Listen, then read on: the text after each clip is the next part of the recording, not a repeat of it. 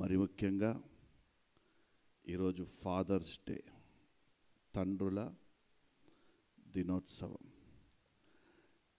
Fathers అందరికీ నిండు వందనాలు తెలియజేస్తున్నాను. అందరికీ praise the lord.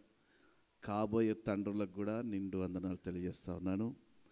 Happy father's day, happy father's day.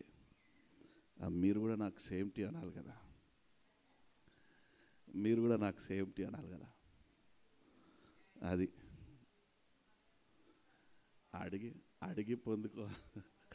అడిగి పొందుకోవాల్సింది వస్తుంది. పిల్లల్ని కని పెంచిన తండ్రిగా, ఒక ఆత్మీయ తండ్రిగా రెండు పాత్రల్ని నిర్వర్తిస్తున్నటువంటి నాకు మీరు చెప్పాలి హ్యాపీ ఫాదర్స్ డే అని. మీరు నాకు చెప్పాలి. అడిగి చెప్పించుకోవాల్సిన పరిస్థితి వచ్చింది. ఏం చేద్దాం అంటే నేను అలా పెంచుతున్నానేమో మిమ్మల్ని. హల్లెలూయా చెప్దావా? హల్లెలూయా. మంచిది. చాలా విషయాలు మాట్లాడాలి.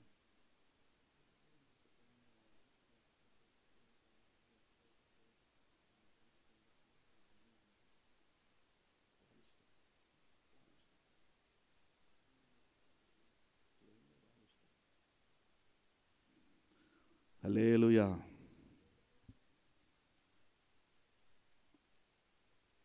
అయితే ఇక ఆలస్యం చేయక నేరుగా వాక్యంలోకి వెళ్ళిపోతాను.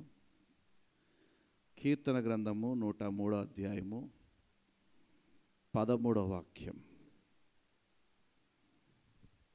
కీర్తన గ్రంథము 103వ అధ్యాయము 13వ వాక్యం. తండ్రి తన కుమారుల ఎడల జాలిపడునట్లు యెహోవా తన యందు భయభక్తులు గల వారి ఎడల జాలిపడును. తండ్రికి ఒక గుణం ఉందని మనల్ని సృజించిన, మనల్ని నిర్మించినటువంటి మన పరలోకపు తండ్రి అంటా ఉన్నారు. తండ్రిలో నేను జాలి గుణాన్ని పెట్టాను. తండ్రి తన కుమారుల ఎడల, కుమార్తెల ఎడల జాలి పడినట్లు నేను మీ ఎడల జాలి పడతాను. నన్ను ప్రేమించి, నన్ను విశ్వసించి, నన్ను వెంబడించేటువంటి నా బిడ్డల ఎడల, మానిటర్ రావట్లేదు చూడు, నా బిడ్డల ఎడల నేను జాలి పడతాను. తండ్రికి జాలి పడే గుణం ఉంది. పిల్లల్ని బెత్తం తీసుకొని పటా పటా పటా పటా పటా కొడతాడా? బెల్ట్ తీసుకొని 4 ఈపు మీద వేస్తాడా? వెంటనే జాలి పడతాడు. బిస్కెట్లు, బిర్యానీ, చాక్లెట్లు, ఏమేం కావాలో అన్నీ తీసుకొచ్చి తినరా, తినమ్మా తిన్ అంట. మీ నాన్నలు మిమ్మల్ని కొట్టిన రోజులు ఉన్నాయా? మీ నాన్నలు మిమ్మల్ని కొట్టిన రోజులు ఉన్నాయా? ఎంతమంది నాన్నలు కొట్టారు? చేతులు ఎత్తండి. మా నాన్న అయితే నన్ను పిచ్చ కొట్టుడు కొట్టాడు. మామూలు కొట్టుడు కాదు. మాకున్న ఇల్లే ఇంతనా, ఆ గదంతా తిప్పి తిప్పి కొట్టేవాడు. బెత్తమెత్తని కుమారులు తండ్రికి విరోధి అయిపోతాడంట. బెత్తమెత్తని కుమారుడు తండ్రికి ఏమవుతాడు? విరోధిగా మారిపోతాడు. తండ్రులు నా కొడుకే, నా బిడ్డే అని ఎంత ప్రేమగా అల్లారు ముద్దుగా పెంచినా అంత శత్రువుగా మారిపోతారు. జాగ్రత్త. అంత తండ్రికి విరోధిగా మారిపోతారు. అట్లని చచ్చేదాకా కొట్టకండి, బుద్ధి వచ్చేదాకా కొట్టండి. చాలామంది పిల్లల్ని చచ్చేదాకా కొడతారు. చావురా చావు, నువ్వు చచ్చినా బాగుండరా. ఆ ఫ్లెక్స్ అడ్డం పెట్టేయండి, డిస్టర్బెన్స్ అవుతుంది. అట్లా వచ్చేట చావురా చావు అని ఇష్టం వచ్చినట్టు కొట్టేటారు. మా నాన్న కూడా నన్ను బాగా కొట్టిన తర్వాత, తప్పు చేస్తేనే కొడతారు, మంచి చేస్తే ఏ తల్లిదండ్రులు కొట్టరు.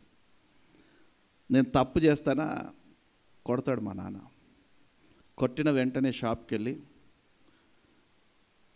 పాయ రోటీ తీసుకొచ్చి తిను, పర్లేదులే తిను అనేవాడు. హల్లెలూయా. అందరు తండ్రులు అంతే కదా, అందరు తండ్రులు అంతే. అందుకే తండ్రి తన కుమారుల ఎడల జాలి పడినట్లు యెహోవా తను ప్రేమించేవారిని, తన యందు భయభక్తులు గల వారి ఎడల జాలి చూపిస్తూ ఉన్నాడంట. మనం ఆరాధించే మన పరమ తండ్రి. నమ్మిన వారు బిగ్గరగా చప్పలు కొడుతూ ప్రభునామం పడదాం. హల్లెలూయా. కొద్దిగా ముందుకు జరిగి ఫ్రీగా కూర్చోవచ్చు కదమ్మా. నాకు బల్లి ఇచ్చేటప్పుడు కష్టమవుతుంది, నా కాళ్ళు మీకు తగిలితే బాగోదు. ఫ్రీగా కూర్చోండి, ఇంకొద్ది ముందుకు రండి. అది చూడు ఎంత అందంగా ఉన్నారో క్రమశిక్షణతో. మంచిది. ద్వితీయోపదేశ కాండము 1వ అధ్యాయము, ద్వితీయోపదేశ కాండం 1వ అధ్యాయము 31వ వాక్యం.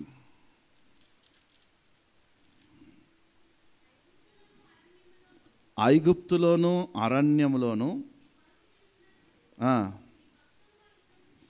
మీ పక్షముగా యుద్ధం చేయను, మీరు ఈ చోటికి చేరు వరకు మీరు వచ్చిన మార్గం అంతటిలోనూ, అది తండ్రి తన కుమారులను ఎత్తుకున్నట్లు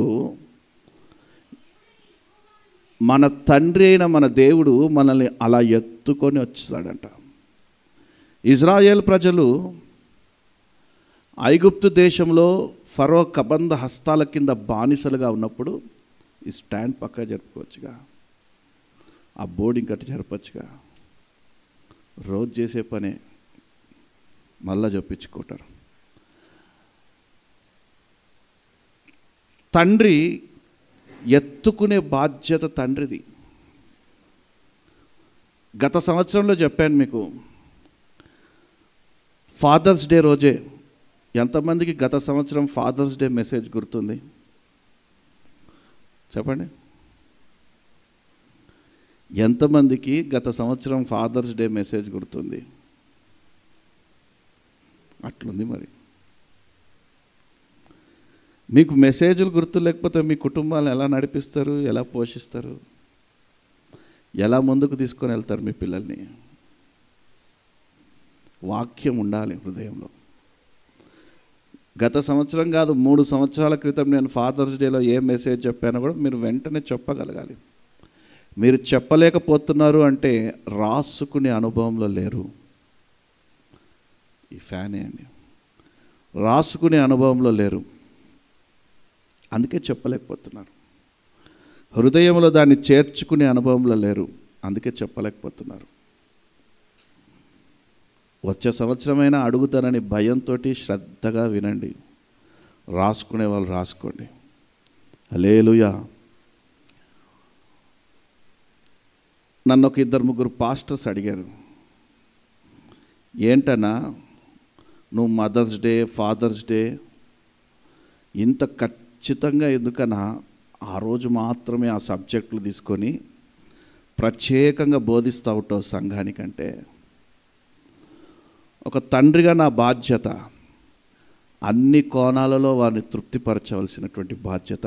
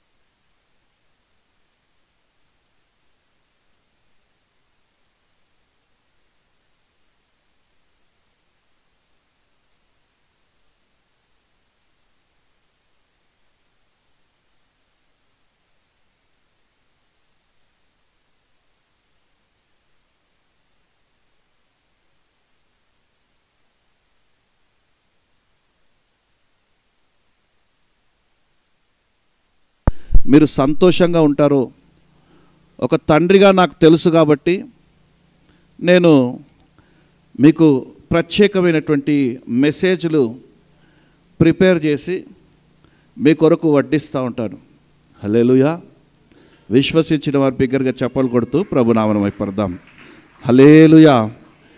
తండ్రికి ఎత్తుకునేటువంటి అనుభవము. నేను లాస్ట్ ఇయర్ చెప్పాను మీకు, తల్లి అయితే నడుము మీద మోస్తుంది, ఉన్నతమైన స్థానంలో ఉండి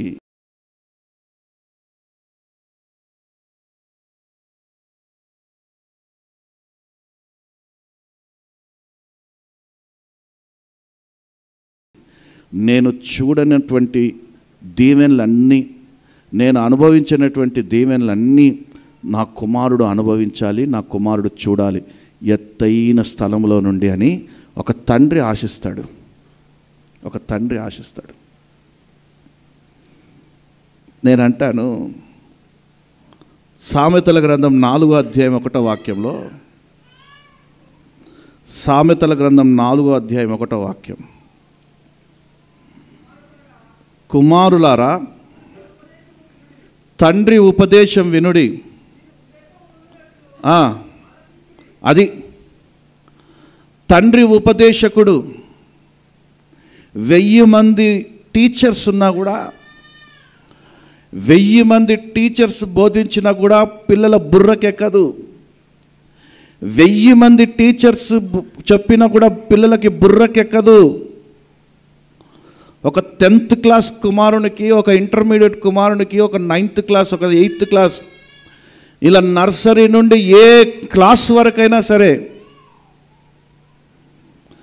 ఇలా నర్సరీ నుండి ఏ క్లాస్ వరకైనా సరే, నువ్వు స్కూల్లో 6 సబ్జెక్టులుంటే 6 టీచర్లు నీకు బోధించిన, ఒక జనరల్ నాలెడ్జ్ అని చెప్పి స్పెషల్ టీచర్ నీకు జనరల్ నాలెడ్జ్ బోధించిన, నీకు స్పోర్ట్స్ క్లాస్ అని స్పోర్ట్స్ టీచర్ నీకు బోధించిన, నువ్వు ట్యూషన్లకు పంపించి ఈ మంచి ట్యూషన్ ఈ సార్ దగ్గర నేర్చుకుంటే నా కుమారుడు ప్రయోజకుడు అవుతాడు, 100 out of 100 మార్క్స్ కొడతాడు అనేసి నమ్మకంతో నువ్వు పంపించినా కూడా 1000 మంది టీచర్స్ చెప్పలేనటువంటి ఉపదేశాన్ని ఒక తండ్రి చెప్తే కుమారులు ఆలకిస్తారట. ఒక తండ్రి చెప్తే కుమారులు ఆలకిస్తారట. అందుకే నీ తండ్రి ఉపదేశాన్ని తోసివేయకు.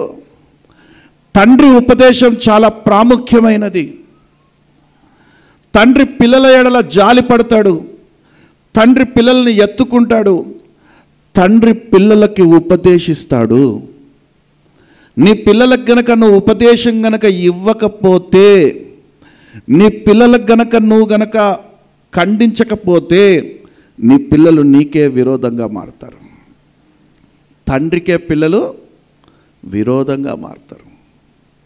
నువ్వు ఎత్తుకొని బుజ్జగించి 10 ఏళ్ళు వచ్చినాక కూడా గోరు ముద్దలు పెట్టి వాడిని లాలించి పాలించావనుకో, పెద్దగయ్యాక నిన్ను తీసుకెళ్ళి ఓల్డేజ్ హోమ్లో వేస్తాడు. జాగ్రత్త, ఓల్డేజ్ హోమ్లో వేస్తాడు.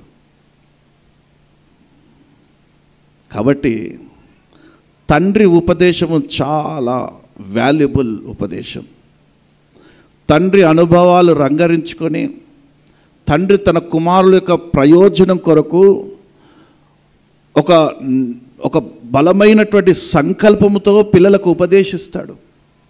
ఏ పిల్లలైతే తమ తండ్రి యొక్క ఉపదేశాన్ని వింటారో వారు ప్రయోజకులుగా మారుతారు, ఉన్నతమైన స్థానంలో నిలబడతారు.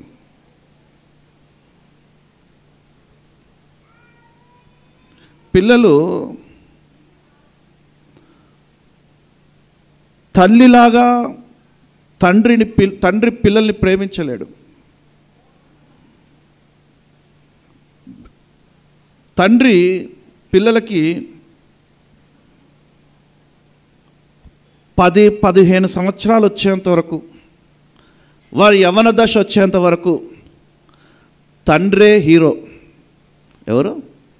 తండ్రే హీరో. ఈ సినిమా రంగంలో, ఈ భూప్రపంచంలో ఎంతమంది వాళ్ళకి హీరోలాగా కనిపించినా తండ్రే మొదటి హీరో వాళ్ళకి. కాదంటరా? తండ్రిలాగానే చేస్తారు, తండ్రిని చూసి తండ్రిలాగానే నడుస్తారు, తండ్రిలాగానే బట్టలు వేసుకుంటారు, తండ్రిలాగానే అన్నీ చేస్తారు. కాస్త యవ్వనం వచ్చిన తర్వాత ఈ లోక మాలిన్యంలో పడిపోయి ఆ హీరోలాగా ఈ హీరోలాగా చేస్తారు. కానీ మరలా వీళ్ళు తండ్రులుగా మారిన తర్వాత వాళ్ళ నాన్నదే కరెక్ట్ అంటారు. పిల్లలు తండ్రులుగా మారిన తర్వాత మా నాన్న దగ్గర నేను 15 సంవత్సరాలు నేర్చుకున్నానే, మా నాన్న హీరో అనుకున్నానే, నిజంగా మా నాన్న హీరోరా.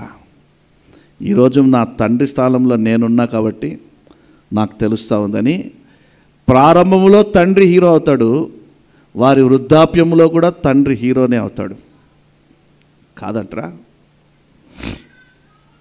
మీకు విషయం తెలుసా?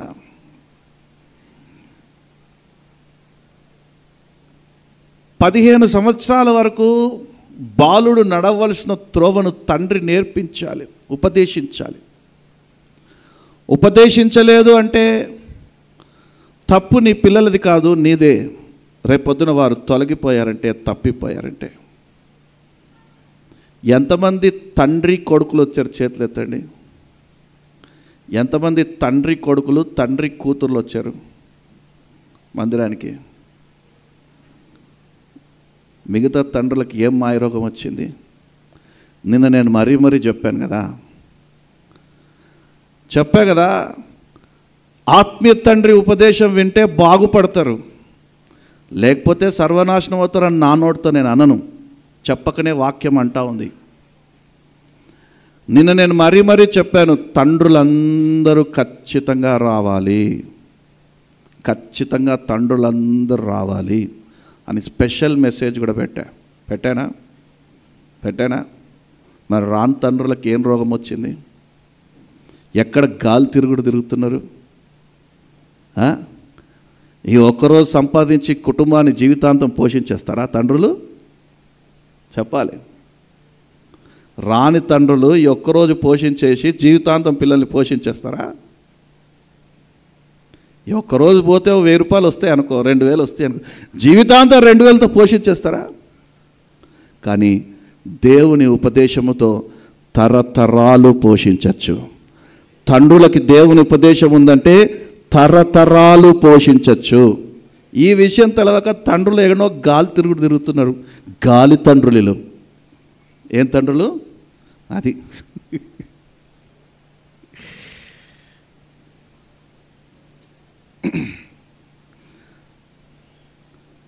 తండ్రి పిల్లలకు అన్నీ కొనిస్తాడు, కాదనకుండగా, కుదరదనకుండగా, కూడదు అనకుండగా, తనకున్నటువంటి పరిధిలో కొనిస్తాడు. ఒకవేళ తండ్రి ఒక 500 షర్టు కొనుక్కోడు అనుకో, కుమారుడు వచ్చి నానా ఆ 2000 షర్టు బాగుంది నాన్న, అది కొనుక్కుంటా అంటే, ఉన్నా లేకపోయినా సరే కొనుక్కోరా చూద్దాం తర్వాత, వద్దన్నాడు. ఒకవేళ నిజంగా ఆ సమయంలో ఆ క్షణంలో కొనడానికి డబ్బులు లేకపోయినా, అది కాకపోతే ఇంకో చూడు నాన్న అంటాడే కానీ వద్దన్నాడు. 2000 షర్టు కాకపోయినా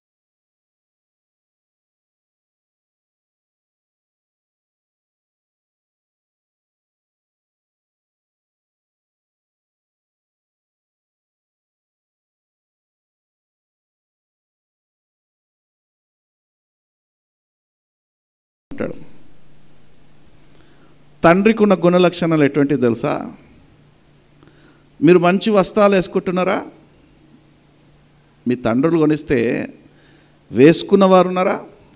మీరు యవ్వన దశలో ఉన్నప్పుడు మీ తండ్రులు మంచి వస్త్రాలు కొనిచ్చినప్పుడు వేసుకున్నారు ఎవరైనా? చేతులెత్తండి. మీ తండ్రులు మీకు ఏం కొనిలేదా? ఇక్కడ ఉన్న తండ్రులు, మీకు తండ్రులు ఉన్నారు అందరూ, మీ తండ్రులు మీకు ఏం కొనిలేదా? మంచి వస్త్రాలు అసలు కొనిలేదు ఎప్పుడు? మా చేతులెత్తండి.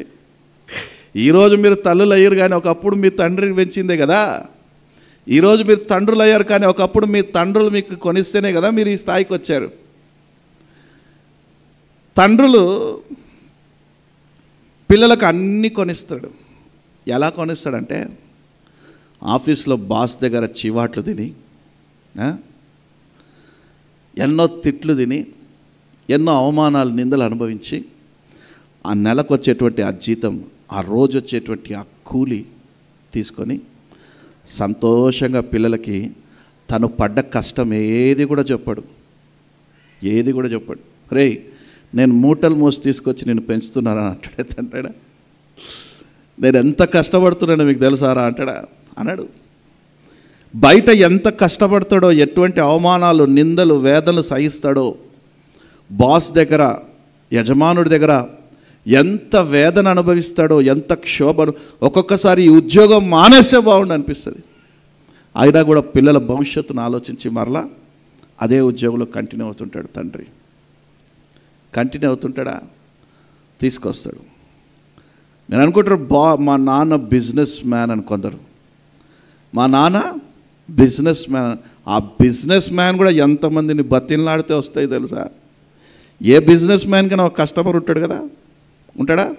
మరి ఆ కస్టమర్ ఎంత బతిమలాడితే వస్తాయి డబ్బులు ఆ నాన్నకి, బిజినెస్ మ్యాన్ నాన్నకి. ఎంత బామాడితే, ఎంత బతిమలాడితే ఆ బిజినెస్ మ్యాన్ తండ్రికి ఆ డబ్బులు వస్తాయి. వాటితోటి మీకు ఏది కష్టం కాకుండా, ఏది తక్కువ కాకుండా మీ తండ్రి మిమ్మల్ని సమృద్ధిగా పోషిస్తున్నాడు. ఇంత చేసినా నాన్న విలనే మనకి. ఎవరు? నాన్న ఇంత హీరో పాత్రలు పోషించినా కూడా నాన్న మనకి ఏమవుతాడు? విలనే. ఒక వయసు వచ్చిన తర్వాత అమ్మ దగ్గరికి వెళ్ళి అంటారు, అమ్మ ఏందమ్మా నాన్న ఇట్లా చేస్తున్నాడు, పోనీ వాడంతటా వాడు విలన్ అనుకున్నాడు, తనంతట తాను విలన్ అనుకుంది. ఎందుకంటే తండ్రి ఎప్పుడూ పిల్లలకి విలన్గా కనిపించాలనే కోరుకుంటూ ఉంటాడు. అమ్మ కూడా అంటుంది, చిన్నప్పుడు పిల్లలు తినకపోతే ఏం నేర్పిస్తారు? బూచోడు వస్తాడు రా అంటరా, అనరా? అగో అడుస్తుండగో, అగో తిన్ తిన్ తిన్ తిన్ తిన్ తిన్ అంటారా, అనరా? మరి పెద్దగా అయిన తర్వాత కూడా మీ నాన్న రాని చెప్తాను ఈ పని. ఏమంటారు? మీ అబ్బ రాని రే, నీ పని చెప్తా. మీ డాడీ రాని, ఇవాళ ఆయనతో నీ పెళ్ళి చేపిస్తా, నీ పని చేపిస్తా. మీ నాన్న రాని అంటే తల్లి కూడా తండ్రిని ఒక విలన్ లాగానే చూపిస్తుంది పిల్లలకి. పిల్లలు కూడా తండ్రిని ఒక విలన్ లాగానే చూస్తున్నారు. తండ్రి ఎప్పుడు విలన్గానే ఉండాలని కోరుకుంటున్నాడు. ఎందుకంటే ఒక విలన్ ఎదురుగున్నప్పుడే కదా హీరో యొక్క సామర్థ్యాలు కనిపించేవి. ఎందుకు విలన్లా తను తాను కనపరుచుకోవాలనుకుంటున్నాడంటే తన పిల్లల్ని హీరోయిన్ లాగా చూపించాలనుకుంటున్నాడు తండ్రి. నమ్మిన వారి దగ్గరగా చెప్పలు కొడుతూ ప్రభునామం పడదాం. హల్లెలూయా. తండ్రి తన పిల్లల్ని ఉన్నతమైన స్థాయిలో, ఒక ఉన్నతమైన స్థాయిలో ఉంచాలని కోరుకునేవాడే తండ్రి. పిల్లల్ని నెక్స్ట్ లెవెల్కి తీసుకెళ్ళాలి అంటే తండ్రి వల్లనే సాధ్యమవుతుంది. అమ్మ పిల్లలు ఏదైనా మంచి కార్యం చేయగానే, అబ్బో నా కొడుకే, నా ముద్దుల కొడుకే, వీడే నాకు అన్నం పెడతాడు, నువ్వు పెట్టవురా అని పిల్లల్ని వేరు చేసి చూపిస్తారు. పిల్లల్ని వేరు చేసి చూపిస్తారు. ఎవరిలాగా? రెప్కాలాగా. పెద్దోడికి ఎందుకు ఆశీర్వాదం, చిన్నోడికి వాడు నా కొడుకు నాకు తిండి పెడతాడు, నేను చెప్పి తింటాడు అన్న టైప్లో. ఇప్పుడు నేను అంటాను, తండ్రి మీరు ఏం చేసినా కూడా, మంచి కార్యాలు చేసావా వెంటనే భుజాన్ని వేసుకొని మెడ మీద వేసుకొని ముద్దు పెట్టు, లేకపోతే ఏదో గొప్పగా నిన్ను పొగడడు. ఎందుకు తెలుసా? ఒకవేళ ఈ సమయంలో పొగిడితే వీడు ఇక్కడనే ఆగిపోతాడు. వీడు ఇంకో లెవెల్లో రావాలి అంటే ఇక్కడ ఇది ఆపాలి. నెక్స్ట్ లెవెల్లో రావాలంటే తండ్రి ఎక్కడ, శబాష్ అని ముందుకెళ్ళాలి. అంతేగాని భుజాన్ని వేసుకొని తల్లిలాగా ఓ లాలించి పాలించి ముద్దాడేస్తే, తండ్రి లాలించి తండ్రి ముద్దాడేసి తండ్రి ఎక్కువ గారాబాన్ని చూపించేస్తే పిల్లలు నెక్స్ట్ లెవెల్కి వెళ్ళరు, అక్కడనే ఆగిపోతారు. అనుభవపూర్వకంగా చెప్తున్నాను. ఎందరో తండ్రులు పిల్లల్ని లాలించి పిల్లల మీద జాలి చూపించి పిల్లల మీద ఎక్కువ ప్రేమ చూపించేసి పిల్లలు అప్రయోజకులుగా మారిపోయిన వారు ఉన్నారు.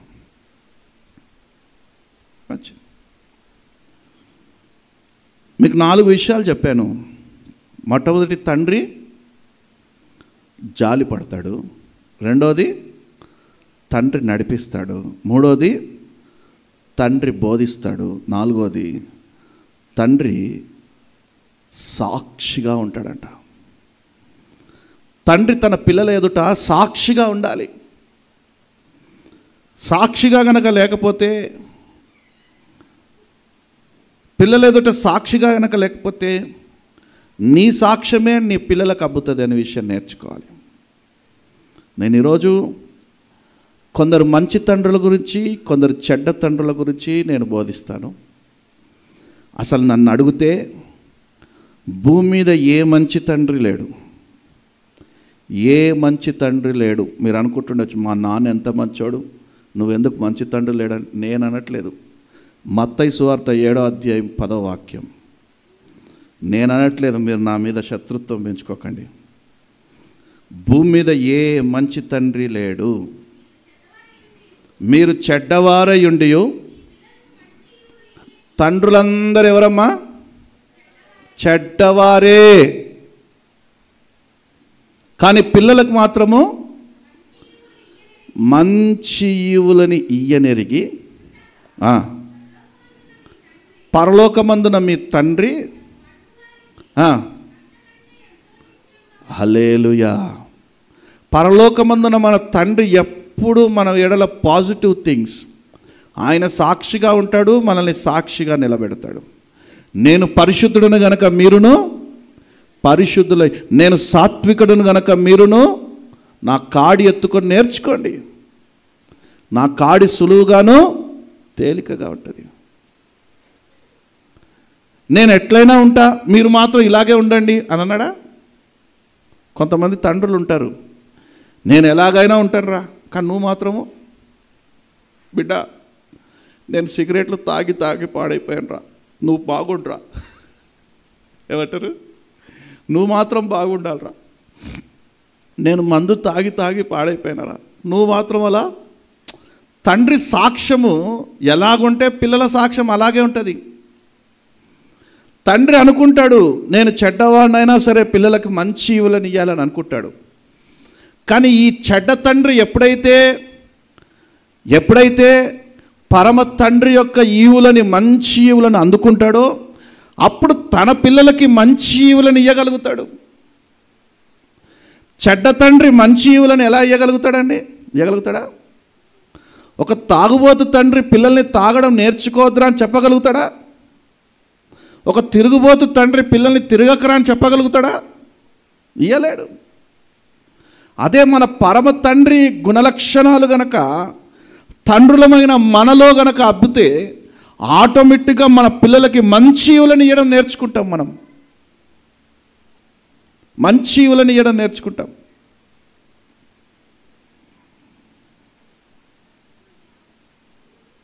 మనము తండ్రి ఎదుట సాక్షి కలిగి ఉండాలి, సాక్ష్యం కలిగి ఉండాలి.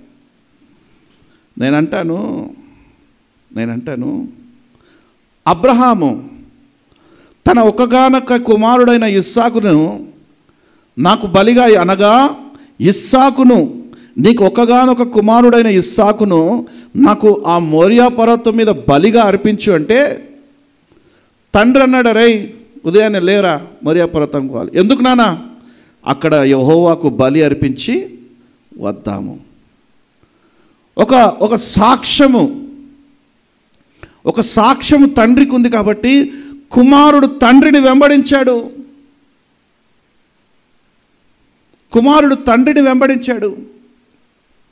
అలాగే నాన్న బలి అంటున్నావు, కట్టలున్నాయి, రాళ్ళు ఉన్నాయి, మరి గొర్రెపిల్ల ఎక్కడ నాన్న అంటే యెహోవానే సిద్ధం చేస్తాడు రా పద. ఇటువంటి సాక్ష్యం కలిగి ఉండాలి ఒక తండ్రికి. ఈ తండ్రి ఇటువంటి సాక్ష్యం కలిగి ఉన్నాడు కాబట్టి కుమారుని కూడా అదే విశ్వాసం అబ్బింది. అందుకే ఇస్సాకు తన తండ్రి తవ్వించిన బావులన్నిటినీ మరలా తవ్వించాడంట. తన తండ్రి కలిగిన దీవెనల కంటే రెట్టింపు దీవెనలు ఇస్సాకు కలిగాయట. ఎందుకు? అబ్రాహాము కుమారుని ఎదుట విశ్వాసంగా చూపించాడు, విశ్వాసం కలిగి ఉన్నాడు. విశ్వాసానికి తండ్రి అబ్రాహాము. విశ్వాసమే లేని సమయంలో అబ్రాహాము దేవుని యందలి విశ్వాసం ఉంచాడు. విశ్వాసానికి ఆధారమే లేనటువంటి సమయంలో అబ్రాహాము విశ్వాసానికి తండ్రిగా దేవుని యందలి విశ్వాసం ఉంచాడు. అదే విశ్వాసాన్ని తన పిల్లలకు కూడా కనపరిచాడు తండ్రిగా. తన పిల్లల్లో కూడా అదే విశ్వాసం కొనసాగింది. ఇప్పుడు అబ్రహాముకి విశ్వాసం లేదు దేవుని యందలి. అరే మనం మోరియా పర్వతం మీదకి వెళ్ళి బలి అర్పించేద్దామంటే కుమారుడు అంటాడు, నాన్న గొర్రెపిల్ల ఎక్కడ? దేవుడే చూసుకుంటా. కాదు కాదు కాదు, గొర్రెపిల్లని తీసుకురా. చాలా మాట్లాడినా ఇట్లాంటివి నీవి. కుమారుడు అంటాడు, నీవు ఇటువంటి చాలా కల్లిబొల్లి మాటలు విన్నాను, నిన్నెవడు నమ్ముతాడు? నీ మీద ఎవడు విశ్వాసం ఉంచుతాడు?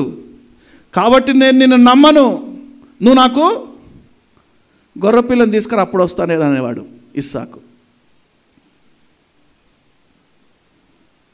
మాకు పెద్దనాయన ఉన్నాడు, చనిపోయాడు, ఇప్పుడు లేడు. మందు దాగిట్టికి రాగానే,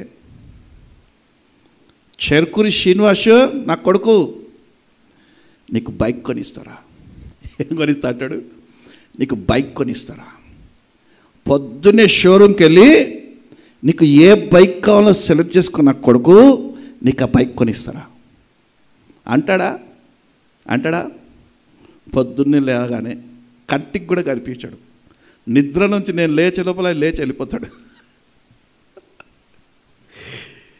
ఇటువంటి తండ్రులు విశ్వాసము లేనటువంటి మాటలు మాట్లాడితే ఏ కుమారులు వింటారు?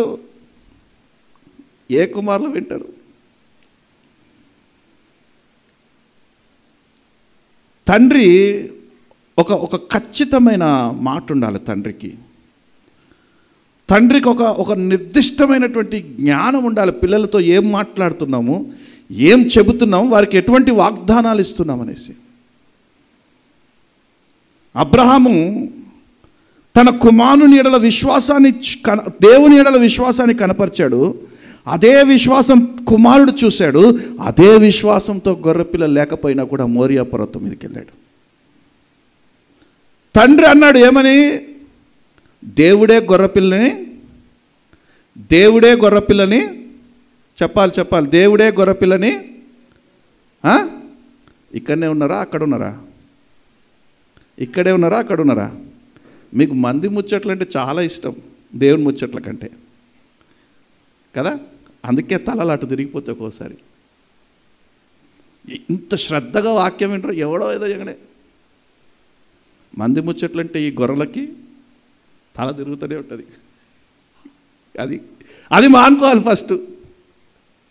ఓకే, ఇప్పుడు అబ్రహాము కుమారుడితో ఏమన్నాడు?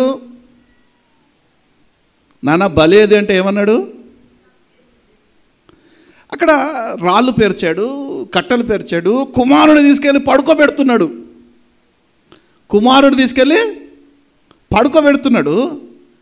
కత్తి ఎత్తాడు. బలిగా కుమారుని అర్పించడానికి మెడదాకా వెళ్ళిపోయింది కత్తి. ఏడదాకా వెళ్ళింది? మెడదాకా వెళ్ళిపోయింది కత్తి.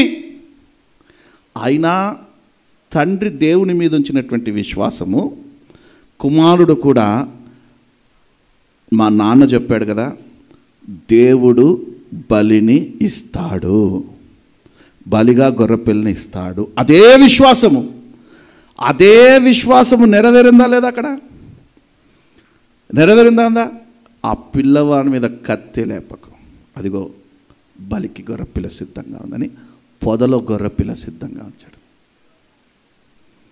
నీవు నేను కూడా మన పిల్లలకి ఎటువంటి విశ్వాసంలో నడిపిస్తూ ఉన్నాం? అసలు నీ తండ్రులైన మనము ఎటువంటి విశ్వాసం కలిగి ఉన్నాం దేవుని అందలి? నేను అంటాను, మన ఇంట్లో అప్పుల సమస్య వచ్చింది, అనారోగ్య సమస్య వచ్చింది, మన ఇంట్లో లేమే వచ్చింది, కరువే వచ్చేసింది, ఉపద్రవమే వచ్చేసింది అనుకుందాం, సమస్యలే వచ్చేసాయి మన ఇంట్లో. ఒక తండ్రి మొట్టమొదటి చేసే కార్యం ఏంటి చెప్పండి? చెప్పండి.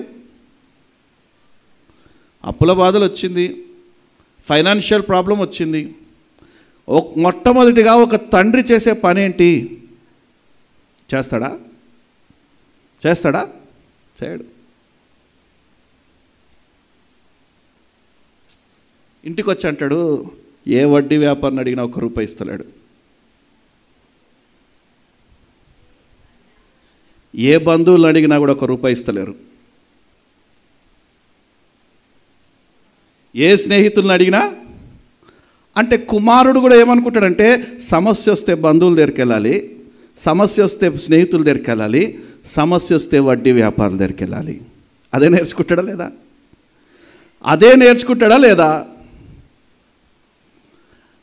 తండ్రులు చేయాల్సిన పని ఏంటంటే, మనకు ఒక పరమ తండ్రి ఉన్నాడు రా, మన అవసరతలన్నీ తీర్చే మన తండ్రి ఉన్నాడు, మనల్ని సృజించిన మన తండ్రి ఉన్నాడు, ఆయన అందలి మనం విశ్వాసం ఉంచి ఉన్నాము. ఆయన ఆకాశ వాక్యాలు తెరవగల సమర్థుడు, మన కోసం నూతన దీవెన ద్వారాలు తెరవగల సమర్థుడు, మన కోసము ప్రవాహం వచ్చినట్టుగా అన్యుల సొమ్మును మన గృహాలకి రప్పించగల సమర్థుడు. మనం కూర్చొని ప్రార్థన చేద్దాం రా అని ఏ తండ్రి అయినా అంటాడా? ఏ తండ్రి అయినా అంటాడా?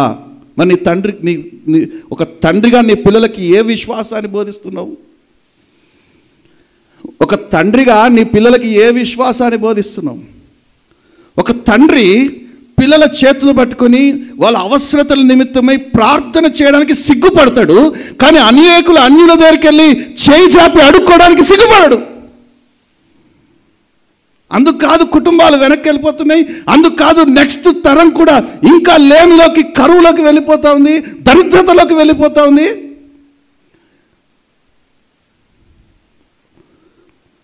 ఈ నెల ఇన్స్టాల్మెంట్లు కట్టాలి, వచ్చే నెల ఇన్స్టాల్మెంట్లు కట్టాలంటే నేను నా పిల్లల్ని రౌండ్కి కూర్చోబెడతా, ప్రార్థన చేయండి రా, పలానా ఇన్స్టాల్మెంట్ ఉంది. ఏం వినయ్, ఏ విజయ్, ఏం చెప్తా? ప్రార్థన చేయండి, వచ్చే నెల ఇన్స్టాల్మెంట్ ఉంది,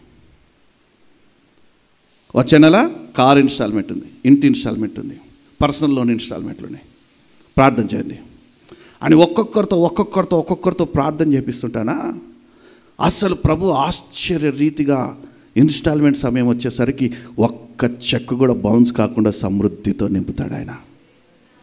ఇప్పుడు రేపు పొద్దున నా పిల్లలు కూడా అదే నేర్చుకుంటారు. మనకు ఒక పరమ తండ్రి ఉన్నాడు, ఆయన మనం అడిగితే కాదనకుండగా లేదనకుండగా అన్నీ మనకు అనుగ్రహించే దేవుడు, మనకు అనుగ్రహించే తండ్రి, మన కోసం ఏదైనా చేయగల సమర్థుడు. నన్ను అడుగుము, భూదిగంతముల వరకు నేను నీకు స్వాస్థ్యముగా ఇస్తానన్నాడు. నన్ను అడుగుము, అడుగు ప్రతివానికి ఇవ్వబడుతుంది అన్నాడు మన తండ్రి. అడుగుదాం రా అని మన పిల్లలకి నేర్పించగలిగిన తండ్రి, విశ్వాసము గల తండ్రి. అబ్రహాములాగా, అబ్రహాం తన కుమారుడు ఇస్సాకు నేర్పించాడు. గొర్రెపిల్ల ఎక్కడన్నా అంటే తండ్రే ఇస్తాడు రా, యెహోవానే ఇస్తాడు రా, పద వెళ్దాం. కత్తి మీదికి లేపేంత వరకు ఆ కుమారుడు వెయిట్ చేస్తూ ఉన్నాడు. నా తండ్రి అన్నాడు, దేవుడు ఇస్తాడు అని. అదే విశ్వాసము తండ్రి చూపించిన అదే విశ్వాసము కుమారుడు కూడా చూపించాడు. దేవుని ద్వారా కృప పొందుకున్నాడు. ఆ కుటుంబం ఆశీర్వదించబడింది, ఆ కుటుంబం దీవించబడింది. నేనంటాను, అందుకే తండ్రులు దేవుని అందరి విశ్వాసం ఉంచుతలేరు కాబట్టే ఈరోజు నీ పిల్లలు నీ ప్రక్కన కూడా కూర్చోవట్లేదు ఆరాధనలో. అంటే నువ్వు నేర్పించింది అది. ఆరాధనలో నీ పిల్లలు నీ ప్రక్కన కూర్చోవట్లేదు అంటే అది నువ్వు నేర్పించిందే. నువ్వు మందిరానికి రాకుండా ఎక్కడో గాలి తిరుగుడు తిరుగుతున్నావు కాబట్టి నీ పిల్లలు కూడా ఎక్కడో గాలి తిరుగుడు తిరుగుతున్నారు. అవునా కాదా? అవునా కాదా? అవునా కాదా? చెప్పండి. అప్రయోజకులుగా మారిపోతారు. అప్రయోజకులుగా మారిపోతారు, దేశ దిమ్మరులుగా మారిపోతారు. దేవుని సన్నిధిని గనక నీ పిల్లలు అనుభవించలేదంటే, దేవుని సన్నిధి నుంచి దూరం అయిపోయినటువంటి కయ్యను, అయ్యో నీ సన్నిధి నుండి నేను దూరం అయిపోయినందుకు నేను దేశ దిమ్మరిగా మారిపోయానయ్యా అంటున్నాడు. దేవుని సన్నిధి నుండి దూరం అయిపోయినందుకు ఆదాము అవ్వలు అంటున్నారు, ప్రయాసపడుతున్నామయ్యా మేము.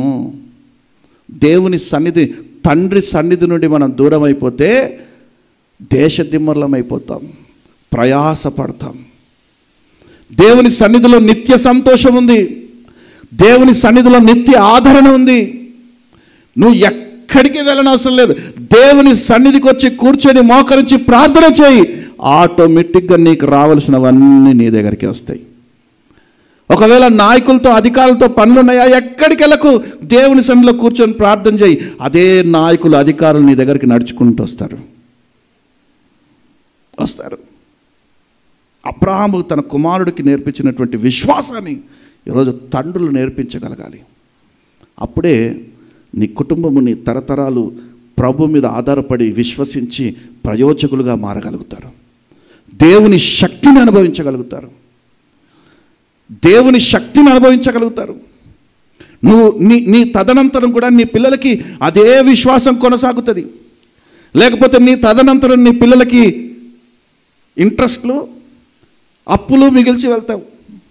ఇంకేం మిగిల్చి వెళ్ళవు. మరలా వాళ్ళ అప్పులు తీర్చుకోవడానికి మరలా ఇంకో అప్పులు తిరుగుతూనే ఉంటాడు. కానీ దేవుని యందలి విశ్వాసం ఉంచడం, దేవుని మీద నమ్మకం ఉంచడము నీవు గనక నీ పిల్లలకి నేర్పించగలిగితే నిజంగా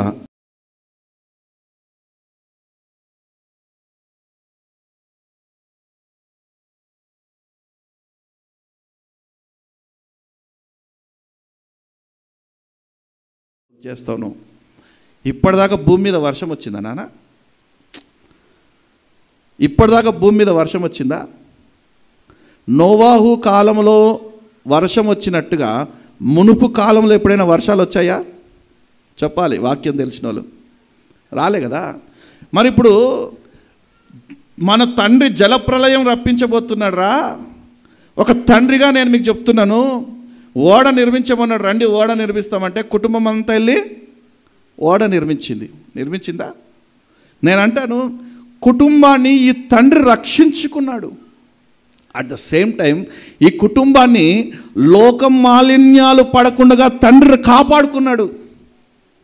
ఒకవేళ నోవాహు కుమారులు కనుక ఈ లోకంలో ఉండిపోయి ఉంటే, పోనానా లోకం అంతా హ్యాపీగా ఎంజాయ్ చేస్తుంది, నువ్వేమో ఓడగట్టమంటావు. ఏది లోకమంతా హ్యాపీగా ఎంజాయ్ చేస్తావు, నువ్వేమో ఓడగట్టమంటావు అనేవాళ్ళు. కానీ నోవాహు తన పిల్లలకి నేర్పించాడు, తన పిల్లలకి బుద్ధి చెప్పాడు, తన పిల్లలకి దేవుని సన్నిధిలో ఎలా ఎదగాలో నేర్పించాడు, ఈ లోక మాలిన్యాల నుంచి ఎలా దూరపరచబడాలో నేర్పించాడు. నేను రెగ్యులర్గా ఫంక్షన్లకు వెళ్తూ ఉంటాను. ఎవరు పిలిచినా కూడా, అన్యులు పిలిచినా కూడా వారి ఫంక్షన్కి వెళ్తా. మొన్న మా ఇంటి పైన 3rd ఫ్లోర్లో పక్కా బాపనోళ్ళు, పక్కా బ్రాహ్మణ్స్ వాళ్ళు మమ్మల్ని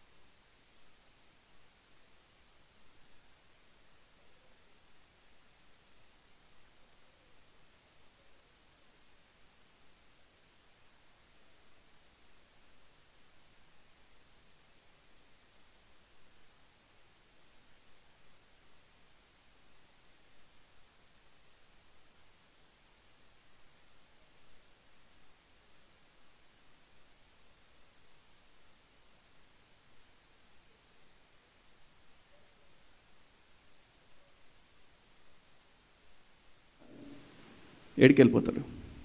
మందాడానికి వెళ్ళిపోతారు. నేను ఎప్పుడు ఒకటే చోట కూర్చో.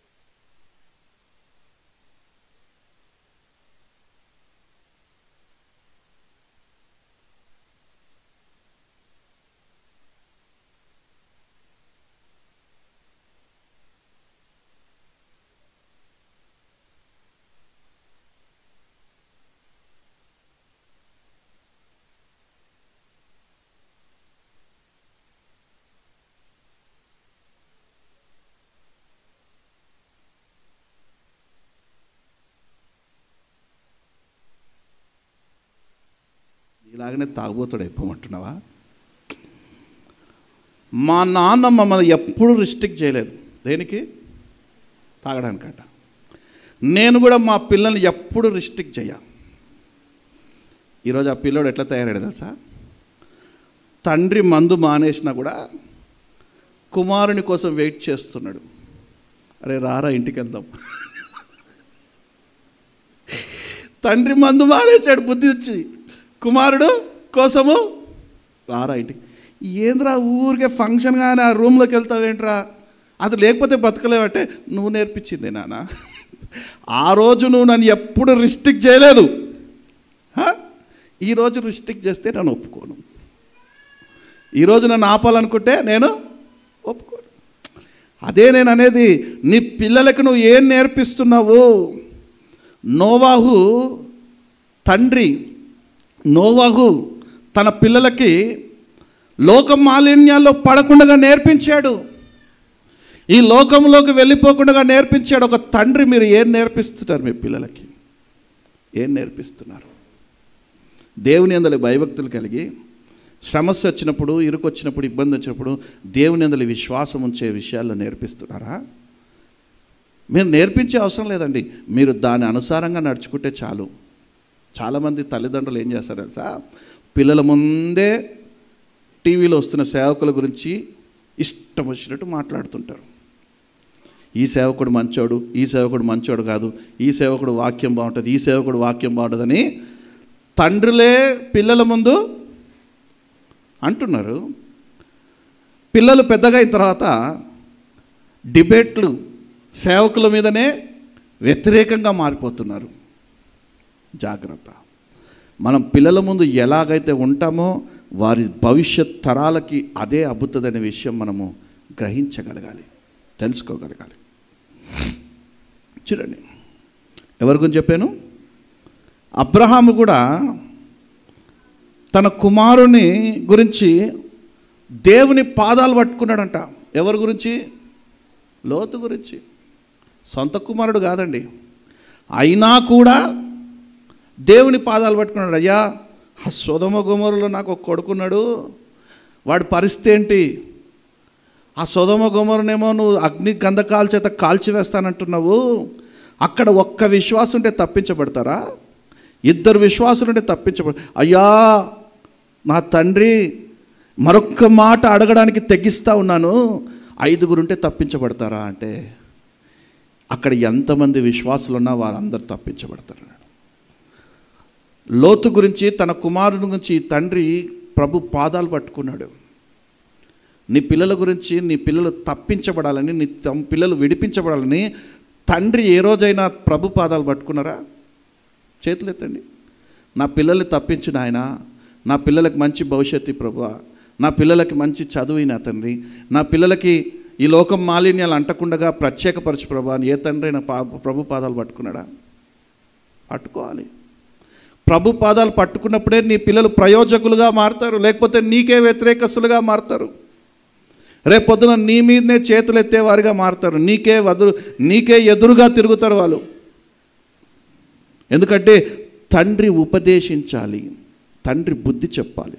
ద్వితీయోపదేశకాండం 11వ అధ్యాయము 8వ వాక్యం చదవండి ఒకసారి.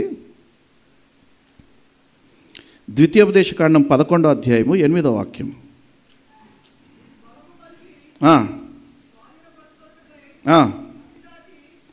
11:18 క్షమించాలి. కాబట్టి మీరు ఏ మాట, మన పరమ తండ్రి అయినటువంటి మాటను మీ హృదయంలోను, ఎవరికి మాట? తండ్రులకి. పరమ తండ్రి అయినటువంటి మాటను తండ్రులైన మీ హృదయంలోను మీ మనస్సులోనూ ఉంచుకొని వాటిని మీ చేతుల మీద సూచనలుగా కట్టుకొనవలెను. అవి మీ కన్నుల నడుమ బాసికలుగా ఉండవలెను. నీవు నీ ఇంట కూర్చున్నప్పుడు, అది ఈ రోజుల్లో సమాజం ఎట్లుంది తెలుసా? ఇంట కూర్చున్నప్పుడు గ్లాసు కట్టుకొని కూర్చుంటున్నారు తండ్రులు. ఏది? మందు గ్లాసు. ఇంట కూర్చున్నప్పుడు సిగరెట్లు చేతిలో పట్టుకొని కూర్చుంటున్నారు తండ్రులు. ఇంట కూర్చుంటున్నప్పుడు ఏదో వ్యతిరేకమైన మాటలు, అవసరం లేనటువంటి మాటలు మాట్లాడుతున్నారు తండ్రులు. ఎప్పుడైతే నీ హాల్లో నీ పిల్లలతో నువ్వు కూర్చుంటావో అప్పుడు దేని గురించి మాట్లాడాలంట? నీ ఇంట కూర్చుంటున్నప్పుడు, త్రోవ నడిచినప్పుడు, పండుకున్నప్పుడు, లేచినప్పుడు వాటిని గూర్చి మాట్లాడుచు వాటిని మీ పిల్లలకు నేర్పి నీ ఇంట ద్వారబంధముల మీదను నీ గౌనుల మీదను వాటిని వ్రాయవలెను. ఇలాగున చేసిన ఎడల యెహోవా మీ పితరులకు ఇచ్చేదనని ప్రమాణము చేసిన దేశమును మీ దినములలోను మీ సంతతి వారి దినములను భూమికి పైగా ఆకాశం నిలిచినంత కాలము విస్తరించును. నమ్మిన బిగ్గరగా చప్పలు కొడుతూ ప్రభునామమున మహిమపడదాం. హల్లెలూయా. విస్తరించును. నీ సంతతి విస్తరించాలంటే, ఆశీర్వాదకరంగా ఉండాలి అంటే, ఇది నీ ఇంట కూర్చున్నప్పుడు, నడిచినప్పుడు, పడుకున్నప్పుడు, లేచినప్పుడు నీ పిల్లలకి దాని గురించి ఉపదేశించాలి, నేర్పించాలి. అప్పుడు నీ తరములు ఆశీర్వదించబడతాయి, అప్పుడు నీ తరములు దీవించబడతాయి. తండ్రులకే ఈరోజు ఈ మాట, తండ్రులకే ఈరోజు ఈ మాట. నేనంటాను నిశ్చయంగా తల్లులు చేసినటువంటి పాపము, శాపము నీ పిల్లల మీదకి వస్తుందో రాదో నాకైతే తెలియదు, కానీ తండ్రులు చేసినటువంటి పాపం నిశ్చయంగా నీ పిల్లల తలల మీద ఉంటుంది. తరతరాల శాపం నీ మీద ఉన్నట్టుగానే నీ తరతరాల శాపము, నీ శాపము అన్నీ కలగలిపి నీ పిల్లల మీద ఉంటుంది. నేనంటాను, పిల్లలు పుట్టినప్పుడు మా నాన్నలాగానే ఉన్నాడు. ఎవరిలాగా అంటారా అనరా? మా తాతలాగానే ఉన్నాడు అంటారా అనరా? చిరంజీవి లాగా ఉన్నారంటారా? ఎవరైనా బాలకృష్ణ లాగా ఉన్నారంటారా? చెప్పాలి. పక్కింటోళ్ళలాగా, ఎదురుగింటోళ్ళలాగా ఉంటారా? మా నాన్నలాగానే ఉన్నాడు. అంటే నీ పోలికలు వేసుకొని పుట్టినవాడు నీ శాపాలు వేసుకొని పుట్టాడా? చెప్పాలి. నీ శాపాలు వేసుకొని పుట్టాడా? నువ్వు పక్కింట్లో దూకింది, గుడిసెల్లో దూరింది, బార్ షాపులో, బీర్ షాపులో చేసింది, అబద్ధాలు ఆడింది, దొంగతనాలు చేసింది, వ్యభిచరించింది, ఈ భయంకరమైన పాపాలు చేసావు కదా నువ్వు. మోసాలు, దగాలు, కుట్రలు, కుళ్ళు, కుతంత్రాలు, ఈర్ష్య, ద్వేష, రాగ, కక్షలతోటి ఎదుటివారిని నువ్వు హేయపరిచింది, ఎదుటివారిని నువ్వు మోసం చేసి, ఇవన్నీ శాపం నీ తల మీద ఉంది కదా. ఆటోమేటిక్గా ఆ శాపం నీ పిల్లలకి ట్రాన్స్ఫార్మ్ అవుతుంది. ఒక తండ్రిగా నువ్వు వచ్చి ఏ రోజైతే నా ప్రభు సన్నిధిలో ఒప్పుకొని, ప్రభువా ఇక మీదట నేను ఏ పాపం జోలికి వెళ్ళను, ఇక మీదట నేను పాపంని జయిస్తాను, కాబట్టి ఈ పాప శాప దోషములన్నిటినీ, నా పితరుల పాప దోషములన్నిటినీ నా తల మీద నుండి తుడిచివే తండ్రి. నీ శిలువ రక్తం చేత కడిగి శుద్ధీకరించిన తండ్రి, నేను శుద్ధుడవ్వాలనుకుంటున్నాను, నేను పవిత్రుడనవ్వాలనుకుంటున్నాను, నేను పరిశుద్ధుడనవ్వాలనుకుంటున్నాను. నీ శిలువ రక్తము ద్వారానే అది సాధ్యం ప్రభా. నువ్వు ఏ రోజైతే ప్రభు సన్నిధికి వచ్చి ప్రార్థన చేస్తావో అప్పుడు నీ నెక్స్ట్ తరం ఆశీర్వాదకరంగా మారుతుంది, నీ నెక్స్ట్ తరం దీవెనకరంగా మారుతుంది. అర్థమవుతుందా? తండ్రులు తమ నోటితో ఒప్పుకోనంత వరకు, తండ్రులు తమ కుమారులని కుమార్తెలని కూర్చోబెట్టి ఉపదేశించినంత వరకు దీవెనలు నీ నెత్తి మీదకి రావు, దీవెనలు నీ తరతరాలకు రావు. జాగ్రత్త, జాగ్రత్త, జాగ్రత్త. చివరికి ఒక మాట ముగిచ్చేస్తాను ఇక నేను. ఇస్సాకు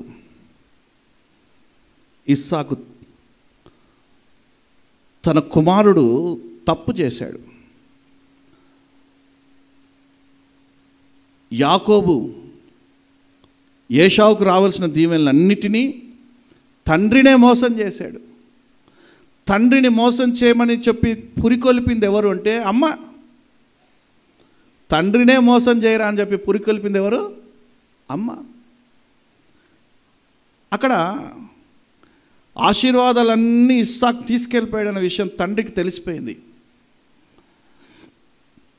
కుమారుడు, పెద్ద కుమారుడు కత్తెత్తుకొని తిరుగుతున్నాడు చిన్న కుమారుడు గురించి. మా నాన్న దగ్గర రావాల్సిన నా దీవెనలన్నీ మా తమ్ముడు లాక్కెళ్ళిపోయాడు దొంగతనంగా మోసం చేసి అనేసి కత్తెత్తుకొని తమ్ముడిని చంపుదామని తిరుగుతూ ఉన్నాడు. తల్లి అంటది, హరే మీ మేనమామ ఇంటికి వెళ్ళిపోరా. ఎడికి? యాకోబుని, రిబ్కా మీ మేనమామ ఇంటికి వెళ్ళిపోరా అంటే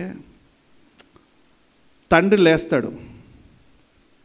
ఎందుకు వాడిని మేనమామ ఇంటికి వెళ్ళమంటున్నావు అంటే, ఏమండి వాడేమో ఇక్కడ బ్రతకలేడు, పెద్దోడితో విరోధం పెంచుకొని మేనమామ ఇంటికి వెళ్ళమని ఎందుకనంటే రోడ్డు మీద యువతిని పడితే అన్ని గోక్కుండగా, యువతిని పడితే దాన్ని పెళ్లి చేసుకోకుండా మేనమామల కూతుర్ని పెళ్లి చేసుకుంటే బాగుపడతాడనండి.